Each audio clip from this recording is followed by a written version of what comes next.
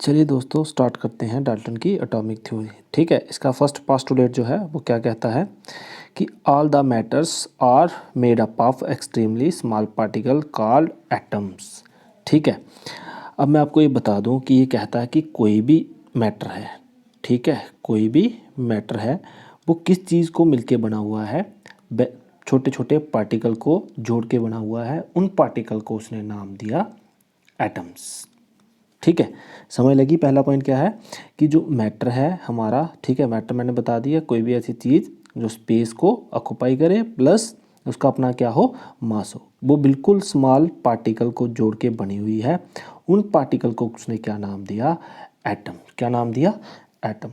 तो दोस्तों मैं आपको ये एटम का भी, ये इसने जो एटम नाम दिया ये कहाँ से लिया ये भी आपको मैं बता देता हूँ। ठीक है दोस्तों, एटम का नाम लिया इसने, एक ग्रीक फिलासफर था, ठीक है, उसका नाम था डेमोक्राइटिस। क्या नाम था, डेमोक्राइटिस। उसने भी मैटर के बारे में स्टडी किया था, ठीक है, और उसने क्या बोला था कि अगर हम किसी भी मैटर को ले लें, ठीक है, कोई भी एक मैटर का पीस ले लें, उसे हम क्या करते जाएं, ब्रेक करते जाएं। क्या करते जाएं, ब्रेक, तोड़ते जाएं उसको। एक टाइम ऐसा आएगा उस जगह पे जाके आप उस मैटर के टुकड़े को नहीं तोड़ पाओगे। उस समय उस मैटर का जो सबसे स्मॉल टुकड़ा बचा हुआ होगा, उस टुकड़े को हम क्या बोलते हैं, उस टुकड़े को उसने बोला था एटम। तो चलिए दोस्तों अब इसका हम सेकंड पार्ट देखते हैं, पास्टुलेट देखते हैं। सेकंड पास्टुलेट क्या कहता है, सेकंड पास्टुलेट कहता है atom of same element are identical in respect shape, size, mass and properties. इसका कहने का मतलब है अगर मैं किसी एलिमेंट की बात करता हूँ, किसकी बात करता हूँ, एलिमेंट की, ठीक है, एलिमेंट किसको जोड़ के बने हुए हैं, एटम्स को जोड़ के बने हुए हैं। किसको जोड़ के बने हुए हैं, एटम्स को। बड़े सारे एटम एक दूसरे का साथ जुड़ते जाते हैं तो वो क्या फॉर्म कर लेते हैं, एलिमेंट फॉर्म कर लेते हैं। क्या फॉर्म कर लेते हैं, वो एलिमेंट। ठीक है, इसका कहना था पास्टुलेट में कि एक एलिमेंट को बनाने के लिए जितने भी एटम होंगे, जुड़े होंगे, वो सारे के सारे बिल्कुल क्या होंगे, एक जैसे होंगे। उनका साइज़ भी एक जैसा होगा, उनकी शेप भी एक जैसी होगी, उनका मास भी एक जैसा होगा और उनकी प्रॉपर्टीज़ भी सेम होगी। अगर मैं इसके लिए एग्जांपल ले लूँ सोडियम एलिमेंट की, किसकी एग्जांपल ले लूँ, सोडियम एलिमेंट की, तो सोडियम एलिमेंट किसका बना हुआ है, बहुत सारे सोडियम एटम जब जुड़े हैं एक दूसरे के साथ तो वो क्या बनाते हैं, सोडियम एलिमेंट। अब ये सोडियम जिस तरह का ये फर्स्ट नंबर का सोडियम है, सेकंड का भी वही होगा, थर्ड नंबर पे भी वैसा ही होगा, फोर्थ नंबर पे भी वैसा ही होगा। मतलब सोडियम बिल्कुल क्या होंगे, चाहे 1000 एटम जुड़े हैं सोडियम के, हर एटम जो होगा उसका वही साइज होगा जो पहले वाले का होगा और वही शेप होगी जो पहले वाले की होगी और सेम उनका मास होगा। जैसे इनका मास नंबर क्या है, 23। क्या मास नंबर है इसका, 23। तो हर एक सोडियम एटम का जो मास नंबर होगा वो 23 होगा। ये नहीं है कि किसी का 24 हो जाए, किसी का 25 हो जाए, ऐसा नहीं होता। ये किसने बताया है हमें, सेकंड पास्टुलेट में, डाल्टन एटॉमिक थ्योरी में। ठीक, चलिए अब देखते हैं हम इसका थर्ड पास्टुलेट। ठीक है, थर्ड पास्टुलेट में इसने क्या बोला है कि एटम्स ऑफ डिफरेंट एलिमेंट। पहले हमने किसकी बात आई थी, सेम एलिमेंट के बारे में, अब आ गई बात किसकी, डिफरेंट एलिमेंट के बारे में। कहता है कि atoms of different element have different size and mass and possess different properties. मतलब जैसे मैंने बोला था कि सेम एलिमेंट के सेम एटम होंगे, इसका कहने का मतलब है कि जो डिफरेंट एलिमेंट होंगे उनके एटम क्या होंगे, डिफरेंट होंगे, उनका मास अलग होगा और उनकी साइज़ अलग होगा, उनकी प्रॉपर्टीज़ अलग होंगी। इसको समझने के लिए हम दो एलिमेंट की एग्जांपल लेते हैं, बिल्कुल सिंपल एग्जांपल लेते हैं हाइड्रोजन की। किसकी एग्जांपल लेते हैं, हाइड्रोजन की। तो अगर मैं इसका हाइड्रोजन का मास देखूँ तो हाइड्रोजन का मास कितना है, 1। हाइड्रोजन का मास कितना है, 1। वहीं पे अगर मैं हीलियम एटम की एग्जांपल लूँ तो हीलियम एटम का मास कितना है, हीलियम का मास है 4। हीलियम का मास क्या है, 4। तो यहीं से आपको पता चल गया कि हाइड्रोजन एक अलग एटम है, हीलियम एक अलग एटम है, तभी इन दोनों का मास क्या है, डिफरेंट है। तभी इन दोनों का मास क्या है, डिफरेंट है। ठीक, समझ लगी कि अगर कोई भी दो एलिमेंट के हम एटम देखें वो कभी भी सेम नहीं होंगे, उनका मास अलग होगा, शेप अलग होगी, साइज अलग होगा, और उसकी प्रॉपर्टीज़ भी क्या होगी, अलग होंगी। चलो जैसे प्रॉपर्टीज़ की बात कर रहे हैं हम, देखो हाइड्रोजन सिंपल क्या करता है, अगर मैं हाइड्रोजन की बात करूं तो हाइड्रोजन को मैं रिएक्ट करवाऊंगा ऑक्सीजन से, तो ये क्या फॉर्म कर देगा, ये फॉर्म कर देगा वाटर। क्या फॉर्म कर देगा, वाटर। ठीक है, वहीं पे अगर मैं हीलियम की ऑक्सीजन के साथ रिएक्शन करवाऊं तो ये रिएक्शन नहीं होगी। क्यों नहीं होगी, क्योंकि ये क्या है, नॉवल गैस। ये क्या है, नॉवल गैस। यही बात है कि इसकी जो प्रॉपर्टीज़ होंगी वो भी क्या होंगी, डिफरेंट होंगी। देखो हाइड्रोजन ने रिएक्ट किया ऑक्सीजन के साथ, लेकिन हीलियम ने रिएक्ट नहीं किया ऑक्सीजन के साथ, मतलब उसकी जो केमिकल प्रॉपर्टी है वो क्या है, डिफरेंट है। ठीक है, यही इसमें बताया गया है इसके तीसरे पास्टुलेट में। ठीक, चलिए अब बात करते हैं हम इसके चौथे पास्टुलेट के बारे में। ठीक, सिंपल पढ़ते हैं क्या ये, atoms can neither be created nor be destroyed, that is atom is indestructible. Simple सी बात है, एक सिंपल सा है, कोई इसमें कोई इतना टफ तो है नहीं समझने में। सिंपल बोल रहा है कि एटम जो है उसको हम डिवाइड नहीं कर सकते। क्या नहीं कर सकते, डिवाइड नहीं कर सकते। दूसरा, हम एटम को क्रिएट नहीं कर सकते। इसका कहने का मतलब है जो एटम एक बार बन गया है वो दोबारा ना ही उसको हम तोड़ सकते हैं ना ही हम उसको बना सकते हैं। लेकिन दोस्तों ऐसा नहीं होता। अगर मैं आपको बता दूं, E=mc², आपने पढ़ी होगी इक्वेशन आइंस्टाइन की। ये क्या बोलती है कि एनर्जी को हम मास में कन्वर्ट कर सकते हैं और मास को हम एनर्जी में कन्वर्ट कर सकते हैं। देखो जब मैं एनर्जी को मास में कन्वर्ट कर रहा हूँ तो इसका क्या मतलब है कि मैं मैटर बना रहा हूँ। एनर्जी को मैं मास में कन्वर्ट कर रहा हूँ, इसका मतलब क्या है कि मैं क्या बना रहा हूँ, मैटर बना रहा हूँ। तो मैटर किससे बना होता है, एटम से। मैटर किससे बना होता है, एटम से। तो दोस्तों हम क्या बना सकते हैं, एटम को क्रिएट कर सकते हैं। ठीक है, और दूसरा ये बोलता है कि एटम जो होता है वो इनडिविजिबल होता है। अब मैंने आपको बताया कि अगर मैं एटम की बात करूँ तो एटम के पास कितने पार्ट होते हैं, एटम के 3 पार्ट हैं, प्रोटॉन, न्यूट्रॉन और लास्ट में क्या आ जाता है, इलेक्ट्रॉन। ठीक, तो फिर एटम को हम क्या इन चीज़ों में डिवाइड कर सकते हैं, बिल्कुल जी, हम एटम को इन चीज़ों में डिवाइड कर सकते हैं। देखिए जब केमिकल रिएक्शन होती है तो एटम को कौन छोड़ के जाता है, इलेक्ट्रॉन एटम को छोड़ के जाता है। इलेक्ट्रॉन एटम को छोड़ के जाता है, तो इसका मतलब क्या हुआ, एटम तब क्या हो गया, टूट गया। एटम का एक पार्ट क्या हो गया, अलग हुआ। इसका मतलब क्या है, अभी हम जो नेक्स्ट हमारे पास जो हाई एनर्जी फिजिक्स है उसमें तो हम एटम के क्या करते हैं, प्रोटॉन भी अलग कर सकते हैं, न्यूट्रॉन भी अलग कर सकते हैं, इलेक्ट्रॉन भी अलग कर सकते हैं, न्यूक्लियस उसका पूरे का पूरा हम तोड़ सकते हैं। तो इस समय हम एटम को क्या कर सकते हैं, डिवाइड कर सकते हैं। ठीक है, तो ये इसका जो पॉइंट है ये क्या हो गया, गलत हो गया है।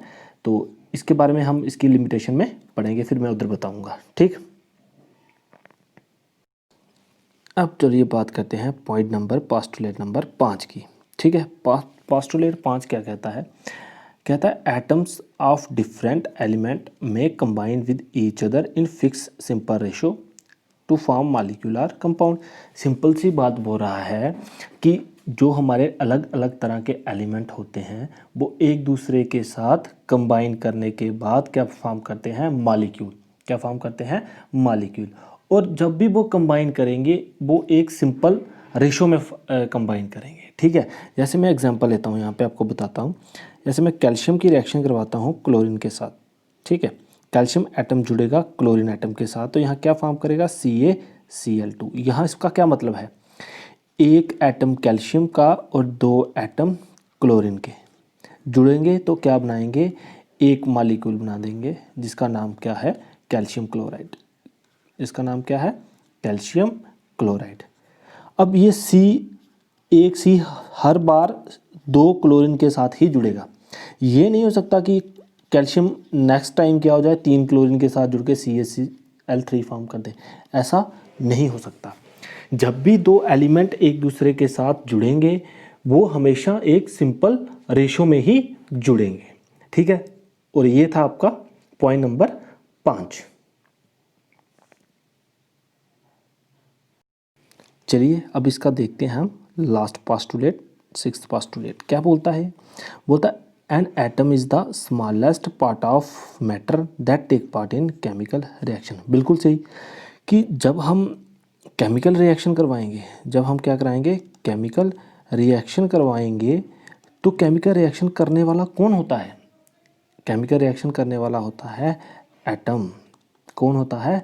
एटम। जब मैं बोलूँगा कि मैं सोडियम एलिमेंट की रिएक्शन करवा रहा हूँ क्लोरीन से, ठीक है, सोडियम एलिमेंट की रिएक्शन करवा रहा हूँ क्लोरीन एलिमेंट से, तो इसका मतलब होता है कि मैं सोडियम एटम की रिएक्शन करवा रहा हूँ किसके साथ? क्लोरीन के साथ। तो वो क्या फॉर्म कर रहे हैं? Sodium chloride. क्या फॉर्म कर रहे हैं? Sodium chloride. इसको बैलेंस करना है तो 2 इधर मल्टीप्लाई कर दो, इधर भी 2 मल्टीप्लाई कर दो, ठीक है, ये हो गई बैलेंस। ठीक है, कि केमिकल रिएक्शन जब भी होगी उसमें जो एक दूसरे के साथ जुड़ते हैं वो कौन होते हैं? एटम्स होते हैं। कौन होते हैं? एटम्स। तो एक दूसरे के साथ जुड़ने के बाद वो क्या फॉर्म कर लेते हैं? कंपाउंड फॉर्म कर लेते हैं। ठीक है, चलिए अब हम जानते हैं कि इस थ्योरी के क्या क्या एडवांटेजेस हैं। पहला एडवांटेज क्या था? डाल्टन की इस थ्योरी ने एक्सप्लेन किया है मोस्ट ऑफ जो भी हमारी गैसेस की प्रॉपर्टीज़ हैं और हमारी लिक्विड की प्रॉपर्टी हैं, वो सारी की सारी कौन एक्सप्लेन कर रही है? Dalton atomic theory. ठीक है, मतलब कोई भी गैस कैसे बनती है, ठीक है, फॉर्म कैसे होती है, उसकी क्या क्या प्रॉपर्टी हैं, वो कैसे बिहेव करती है, वो सारी कौन हमें किससे पता चल जाता है? डाल्टन की एटॉमिक थ्योरी से। ठीक, अगला पॉइंट क्या है इसका कि ये एक्सप्लेन करता है law of chemical combination and law of conservation of mass. ये मैंने आपको पहले ही बताया, लॉ ऑफ केमिकल कम्बिनेशन क्या था कि इसने बताया हुआ है एटम क्या करेंगे? दूसरे डिफरेंट एटम के साथ जुड़ेंगे तो क्या फॉर्म करेंगे? कंपाउंड फॉर्म करेंगे। लेकिन वो जुड़ेंगे कैसे? सिंपल रेशो में। कैसे जुड़ेंगे? सिंपल रेशो में। ठीक है, ये हमें कैसे पता चला? किसकी थ्योरी से पता चला? डाल्टन की एटॉमिक थ्योरी से। ठीक, अब law of conservation of mass क्या है? देखो इसमें इसने क्या बताया है कि कोई भी एक एटम जब दूसरे एटम के साथ जुड़ता है तो वो क्या फॉर्म कर लेता है? एक कंपाउंड फॉर्म करेगा। क्या फॉर्म करेगा? एक कंपाउंड फॉर्म कर लेगा। ठीक है, अब यहाँ पे देखने वाली बात ये है कि ये जो आपस में एक दूसरे के साथ रिएक्शन कर रहे हैं इनको हम बोलते हैं रिएक्टेंट। क्या बोलते हैं हम इनको? रिएक्टेंट। जो नई चीज़ बन रही है उसको हम बोलते हैं प्रोडक्ट। उस चीज़ को हम क्या बोलते हैं? प्रोडक्ट। अब इस थ्योरी के अकॉर्डिंग क्या होना चाहिए कि जितने रिएक्टेंट का मास होना चाहिए उतना ही मास किसका होना चाहिए? प्रोडक्ट का।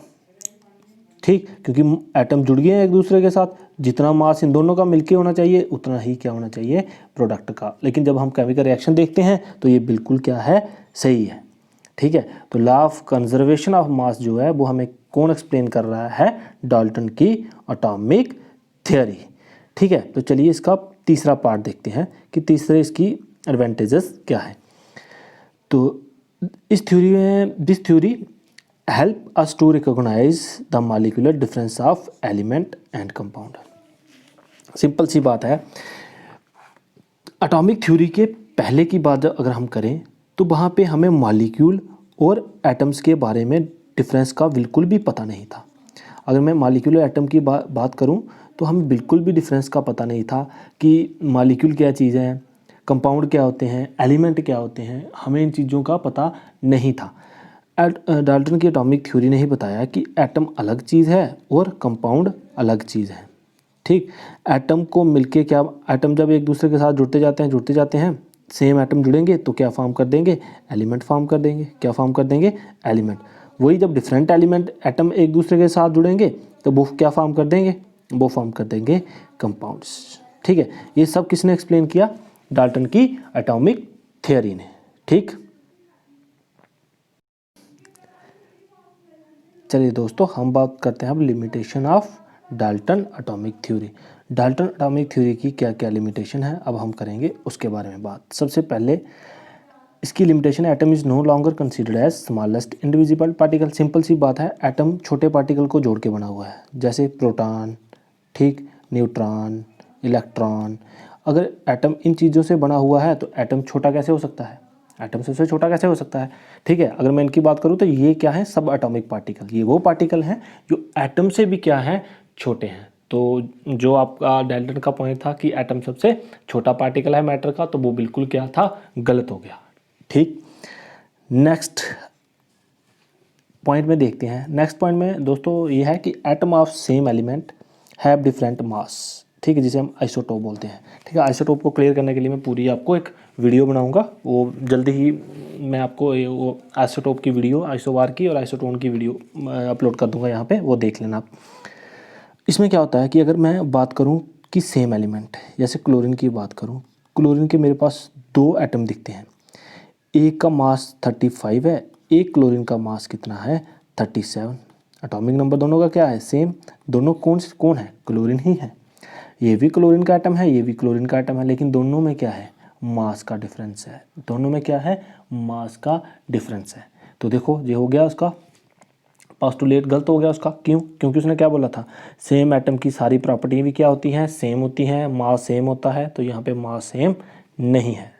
ठीक है, अब नेक्स्ट पॉइंट देखते हैं, यहाँ पे इसकी लिमिटेशन है, वो क्या है, वो क्या बोलता था एटॉमिक थ्योरी में डाल्टन कि एटम ऑफ डिफरेंट एलिमेंट में हैव सेम मासेस। तो वो बोलता था कि एटम जो हैं अलग अलग एलिमेंट के, उनका मास भी क्या होगा अलग होगा, उनका मास क्या होगा डिफ़र करेगा।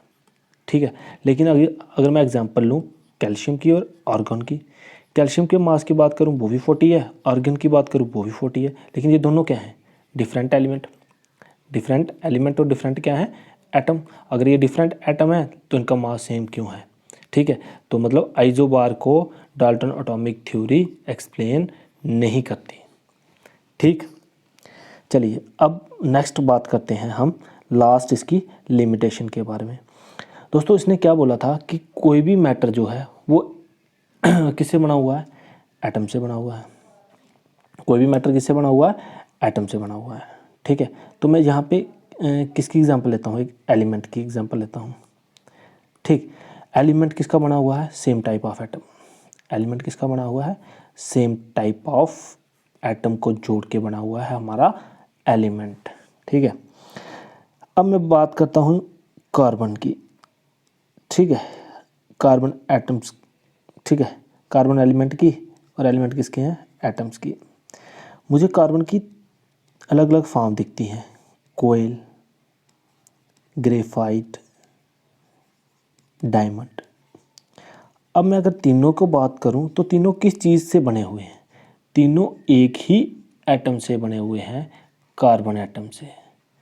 किससे जुड़ के बने हुए हैं कार्बन एटम से, लेकिन तीनों की प्रॉपर्टियां क्या हैं डिफरेंट है, तीनों की प्रॉपर्टियां क्या हैं डिफरेंट।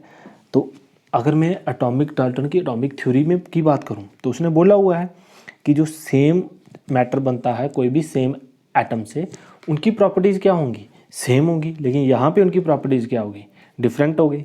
यहाँ पे उनकी प्रॉपर्टीज़ क्या होगी डिफरेंट, कोयले की अपनी प्रॉपर्टी है, ग्रेफाइट की अपनी प्रॉपर्टी है, डायमंड की अपनी प्रॉपर्टी है। जैसे ग्रेफाइट क्या होता है गुड कंडक्टर होता है, लेकिन डायमंड क्या है बैड कंडक्टर। देखो उनकी प्रॉपर्टी के बेसिस पे ही है। गवर्नमेंट को ये डायमंड जो है वो क्या होता है ऑर्नामेंटल में यूज़ होता है, ग्रेफाइट तो नहीं होता। ठीक, ग्रेफाइट सस्ता है, डायमंड क्या है बहुत ज़्यादा महंगा है। क्यों, क्योंकि उसकी प्रॉपर्टियाँ अलग हैं और डायमंड की प्रॉपर्टियाँ अलग हैं। ठीक है, तो ये थी दोस्तों मेरी डाल्टन एटॉमिक थ्योरी की के बारे में पूरी वीडियो। अगर इस वीडियो में आपको कुछ भी समझ नहीं आया तो आप मुझे वो कमेंट में अपना डाउट लिख सकते हो, जहाँ जो मैंने ग्रुप बनाया है उस ग्रुप में जाकर आप वो अपना डाउट लिख सकते हैं।